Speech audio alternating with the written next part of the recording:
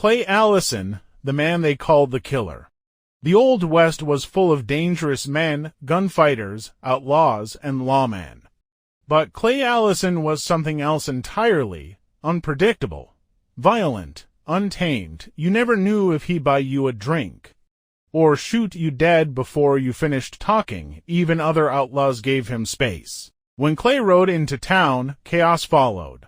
Clay was born in Tennessee in 1841. During the Civil War, he fought for the Confederacy. But his temper and unstable behavior got him discharged, deemed mentally unfit for service. The war didn't create Clay's darkness, it just taught him how to use it. After the war, Clay headed west to Texas. There, he quickly built a reputation as a man you didn't cross. He wasn't just violent, he was theatrical. Once, he dragged a man's corpse through the streets to make a point. Another time, he rode through town completely naked, just to shock the locals. Soon, people began calling him the Killer.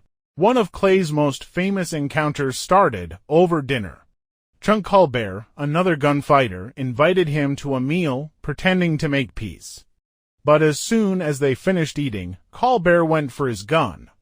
Clay was faster, killing him right at the table. When asked why he'd risk dining with a man who wanted him dead, Clay simply said, "Because I didn't want to send a man to hell on an empty stomach."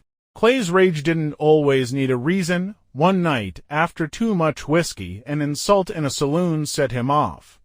Shots rang out, tables smashed. By the end, the place looked like a war zone. Clay walked away without a scratch, leaving everyone terrified to even speak his name. As Clay aged, he calmed a little, but his legend never faded. Ironically, he didn't die by the gun. Instead, he was killed in a freak wagon accident. For a man who lived in chaos, death came quietly and unexpectedly. Clay Allison wasn't a hero. He wasn't even a true villain. He was pure chaos. A reminder that the West was as wild and unpredictable as the men who tamed it. If you ride for the stories of men too wild to be tamed, follow. The trail's not over.